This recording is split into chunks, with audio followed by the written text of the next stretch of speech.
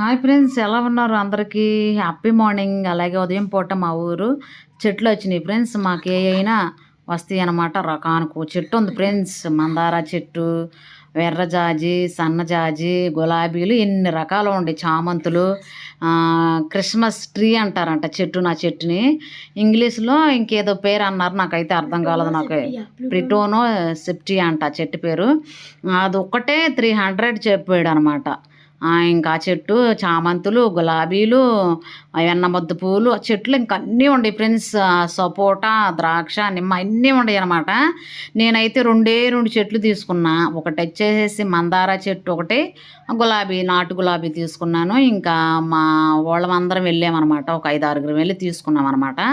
మాకు కొంచెం సెంటర్ దగ్గర ఫ్రెండ్స్, అన్ని చెట్లు వస్తాయి అనమాట. తీసుకోవాలి కానీ అసలు నాకు చెట్లు అంటే ఎంత ప్రేమో.